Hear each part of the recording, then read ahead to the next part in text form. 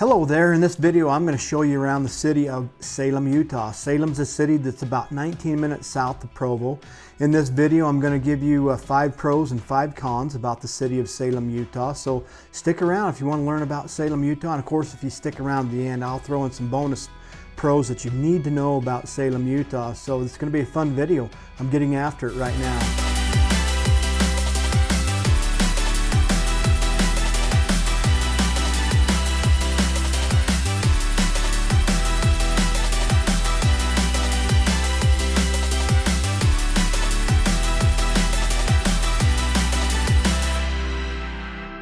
So first time to my channel and you want to know everything about eating, sleeping, playing, working, the good, the bad about Provo, Utah, and specifically talking about Salem, Utah today, then go ahead and subscribe to this channel, like this video.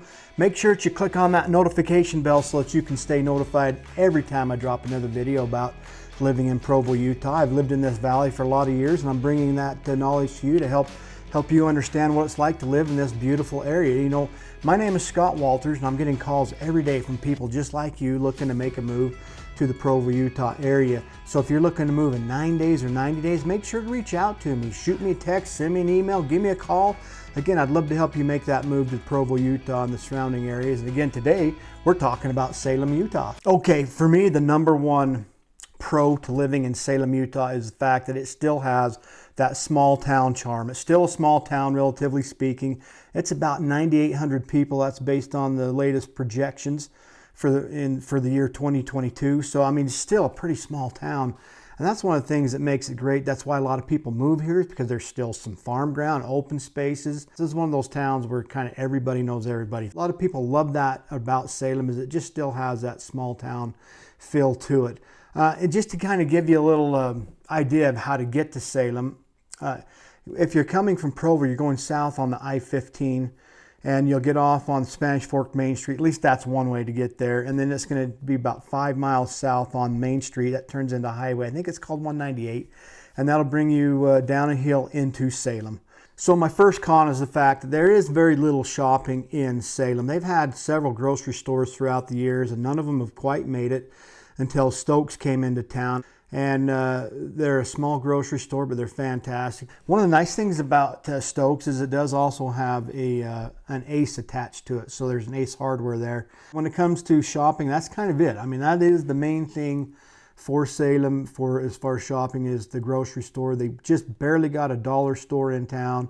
And I see that an O'Reilly's Auto Parts is in the works and a large brand new car wash is coming to town.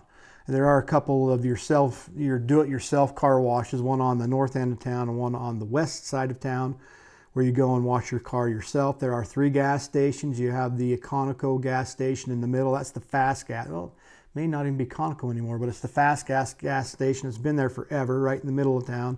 On the north end of town it's a combination Salem Chevron and the Burger King.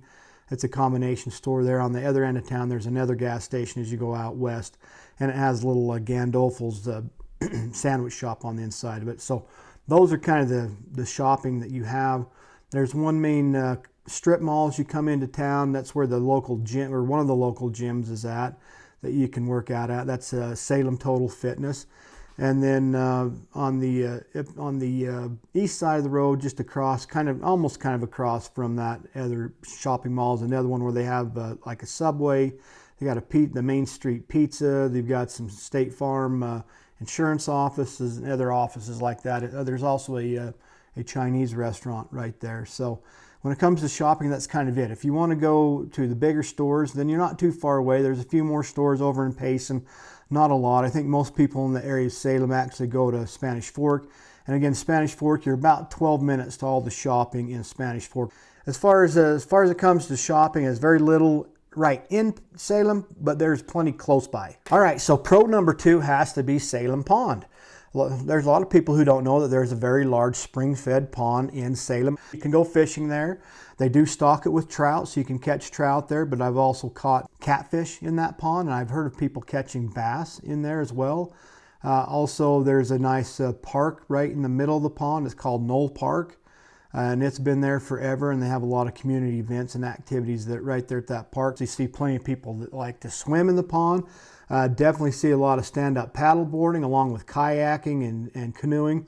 There is there are two bridges that span the pond. They're very beautiful and iconic. It's against city code to jump off them, yet I see people doing it all the time in the summertime.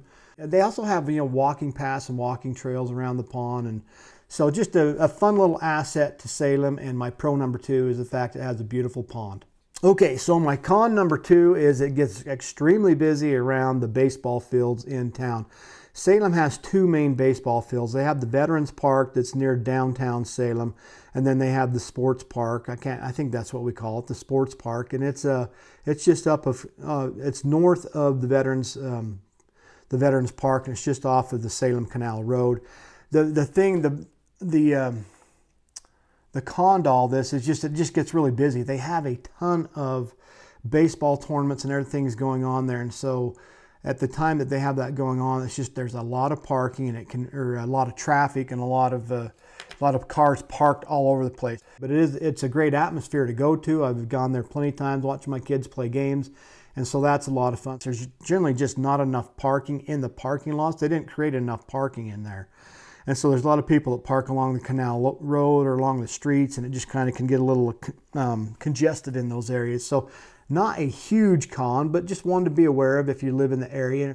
My next pro number 3 is the fact that for a small town, Salem has a lot of fantastic parks. I kind of already mentioned the first park, which is Salem Pond and Knoll Park. It's right there in the just right by the pond, and that's a great park. It's been there forever. But for a small town, Salem has quite a few parks. They've got the Veterans Park, that's the downtown park, and then they have the big sports park that's up by Salem Canal Road, a little on the north side of town. That's got a beautiful baseball complex where they've got 4 individual baseball, softball fields. They've got just kind of the main clubhouse thing in the middle. But then again, they also have a very large field that is used for soccer, and in the fall times, it's the football field where they have games going on all throughout the fall. And then they've also put in a nice frisbee golf course at that park. They just barely installed pickleball courts just to the north end of the park there, and look like they're creating some additional parking over there, which will be much needed, because that's one of my cons, is the parking is a little tough in that area. So, and then I think I mentioned they've got a place to play volleyball and a place to play basketball there. So that's a really fun park. Now they've also just created a new park on the west side of town. It's called, I believe they call it Cole Park. And I was just seeing the other day, they've got a big, beautiful, brand new playhouse or playground for the kids there. And they've also put in some more pickleball courts over on that side of town. Then there's also a little community park right in the heart of town, right in the heart of some of the neighborhoods, not too far from the main sports park. It's a small little park. Everyone calls it the tire park because they have a little playground, but it's got little, they've buried tires in the ground. Kids run on those tires. And also there's a family, I believe it's the Christensen family. They have some land in the north end of town. They've created a walking trail through their pastures, but they've paved this road, and they allow the public to come use that walking path, probably more than a quarter of a mile around. And so that's right there in town, a beautiful community jewel. Just some beautiful, beautiful parks for a small town. Con number 3 is the fact that Salem is about 15 minutes away from any of the freeway accesses to I-15. So it just adds another 15 minutes to your commute. If you lived in either Payson or Spanish Fork, you're a lot closer to Provo because you're just almost right off of the I-15, and where Salem sits back off of I-15 back towards Mount Loafer, in the foothills of Mount Loafer, it just takes you 12 to 15 minutes depending upon traffic. And in the morning times and the evening times, the main road in and out of Salem, which is the State Route 198 that goes into either Payson or Spanish Fork, gets very busy. Especially in Spanish Fork, where it turns into Spanish Fork Main Street, that road gets really, really busy. And it stays busy most of the day, but particularly in the morning and the evening, it's just bumper to bumper. And so instead of a typical 12 to 15 minutes to freeway, it might be 15 to 18 minutes to the freeway. Once you're on the freeway, then you kind of clear sailing. You'll get up to Provo in just a couple minutes. But that's just something to be aware of. Salem's a bedroom community. It's sits a little off of the freeway and just takes you a little bit longer to get to places, but nothing terrible. Like I say, it's about, on a clear sailing day where you don't have any traffic, you're like 19 minutes to Provo, but typically you're probably going to be 20-25 minutes at least, just because of traffic. Hey, if you're finding this video helpful about the pros and cons of living in Salem, Utah, then make sure that you like this video, click on the subscription tab, and tap that notification bell so that you can stay up current every time I drop another video about living in Utah Valley. Oh, and don't forget to listen to the end. I got a couple of bonus pros that you need to know about living in Salem. So speaking of traffic, my pro number 4 is light traffic. That is one of the benefits to Salem itself. Once you get into Salem, the traffic's usually pretty darn light. Like I say, there's 3 stoplights. That's it for the whole town.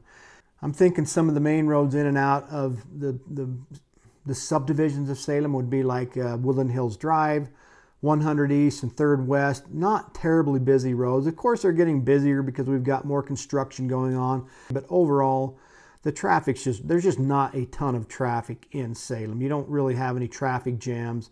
You're not going to be waiting at the light for 15 minutes waiting for it to turn, your turn to turn left or whatever it is.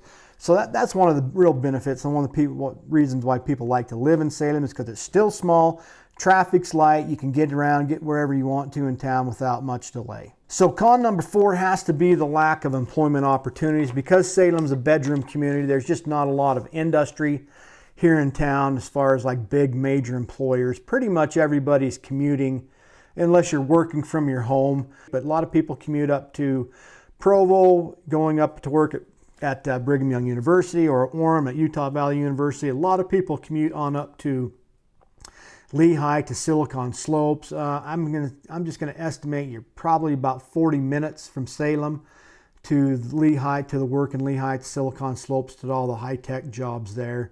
So that's just your con number 4. You just don't have a lot of huge employment opportunities here. Okay, so my final pro is the scenery, and maybe this should have been my pro number 1. Salem is a scenic and beautiful town. It literally just is in the foothills of the majestic Mount Loafer. Mount Loafer's like 10,500 feet, something like that. I mean, it's a very tall mountain. It's absolutely beautiful, but it's also surrounded by all the other mountains that go off to just off to the north of Mount Loafer and then those to the south. You can even see the large and beautiful and again majestic Mount Nebo in the distance to the south. You have a beautiful view looking up into the Nebo Loop Road area. And again, lots of parts of Salem are sitting up a little bit such that you can see out over the entire valley of Utah Valley. So off in the distance to the north, you can see Utah Lake. You can see all the way to Provo. I mean, you can see all the way to Lehigh and the point of the mountain. So it's got some absolutely beautiful scenic views in Salem. So that is my pro number 5, is the fact that Salem is a very scenic and picturesque, beautiful town. So my final con has to be the fact that Salem has become a pretty expensive bedroom community. Back in the day, there used to be a lot more affordable type homes being built and available in Salem, but now it seems to be mostly very large homes that are being built. And I'm talking homes that are 4, 5, 6, 7, 8,000 square feet. That seems to be kind of the norm of what is being built in Salem. So with that, it really is not a first-time home buyer friendly type of town. There's not, they do have a few townhomes on the north end of town, kind of by the grocery store. Those are probably going to be your most affordable homes available in Salem, and they don't have a whole lot of other townhomes, or there's not even any condominium projects in Salem at this point. Probably will be in the future out by the part of Salem that has been designated on the master plan as New Salem. That's out by the Revere Health building that they've built out in the fields closer to the freeway, and that whole area is slated to have that type of construction, but that could be 15, 20 years down the road from now. So as far as being really affordable and accessible for first-time home buyers, Salem's a difficult place. In fact, it generally rates about the 3rd most expensive in home values in Utah Valley, at least if you kind of combine Salem with Woodland Hills and Elk Ridge, that southern part of Utah Valley. Some pretty expensive homes in the area. Alpine usually rates as number 1 most expensive, followed by Mapleton. Then again, this South County area of Salem, Woodland Hills and Elk Ridge are all pretty pricey. So anyway, that's just my con number 5, is the fact that it's just become very expensive. A lot of the homes are starting, $800,000, $900,000, $1 million up. And so you're going to have a very high paying job for the most part to be able to afford to live in the Salem area. I promised some bonus pros that you got to know about Salem. Salem has that small town feel to it, and people love it because of that small town feel, and it's because it has a lot of community events that people get involved in and love. I'm going to talk about a couple of those. One of those is Salem Days. Salem Days is usually held that first week of August. It's just right before, maybe it's the first or second week of August, and it's a whole week long of a celebration, and they have activities all week long. Some of the favorite activities is they have a rain gutter duct tape regatta. They always have fairs in the square where they have booths and shops. And also usually every Wednesday night on that they have a movie night at the sports park where they at dusk they show a giant movie, and then you always have some local companies that provide goods. It's always been the same orthodontic group that provides all the refreshments for the movie. This year they had a whole bunch of cookies that are being handed out by one of the new soda shops in town. And then they also hand out glow sticks. They have a golf tournament that they hold actually up at the Gladstone Golf Course. That's up in Elk Ridge. And that's a fun activity to attend. They have a Dutch oven cook-off. It kind of culminates on Saturday. So on Saturday morning, they have a fun run in the morning. They usually do a mile run, and then they follow that up with a 5K run. They have a breakfast, and you can make a donation to the city that they use to help fund future activities, especially future Salem Days.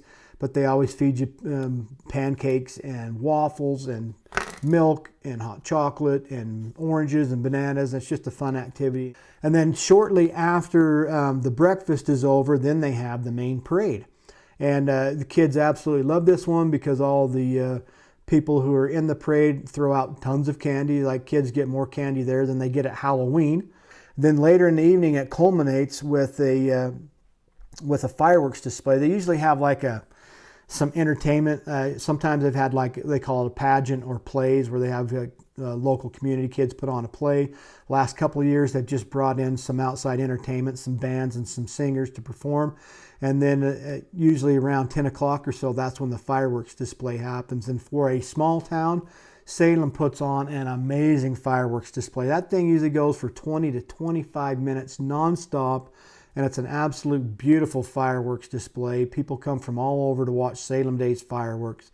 So anyways, that really cements in the community feel. People go to that and you just feel like you belong to something. So that is one of the bonus pros is the Salem Days. One of the other things they do is they also do a Pond Town Christmas. So every Christmas season, they put up Christmas lights and nativity scenes all throughout around the pond. A lot of the displays, I think, are put on people's private property, so they don't have issues with people trying to get mad at the city for putting nativity displays on city property. So a lot of the displays are actually on people's lawns, but the actual Christmas lights are out on the pond. They put them on platforms, and so it's absolutely stunning and beautiful to see these Christmas-shaped light trees reflecting off of the pond, and you can just drive around that on your own.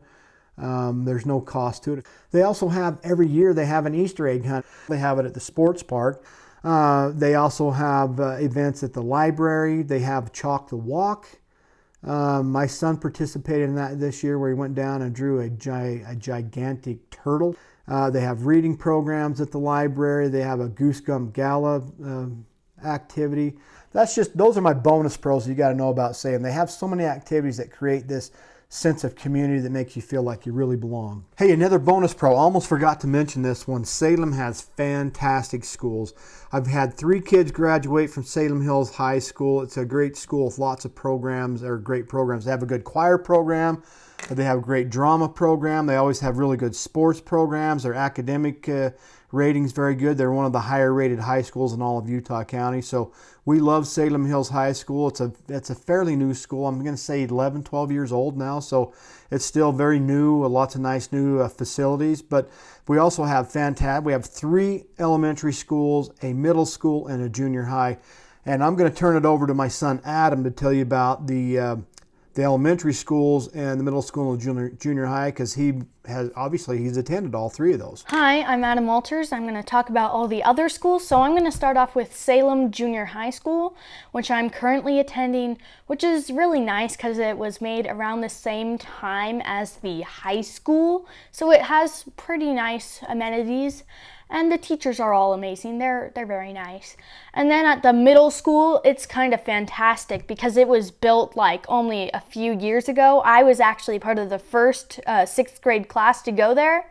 So I went there in its first and second years. Instead of having like projectors, it has like TV screens basically that teachers use instead.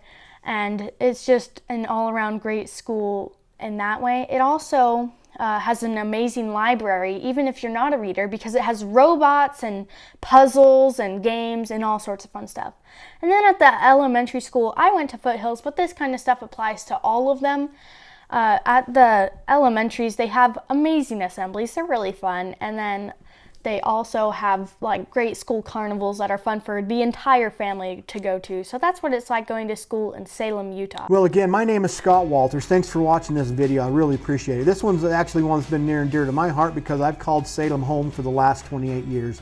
Now, although I've lived specifically in the Provo area for a lot of years as well, I've actually lived here in Salem for 28 years. It's just like 19 minutes south of Provo. I absolutely love this community. So if you find this video helpful and you want to know anything else about what it's like living in Salem, then reach out to me. Give me a call, shoot me a text, send me an email. I'd love to help you have more information about Salem and the surrounding areas.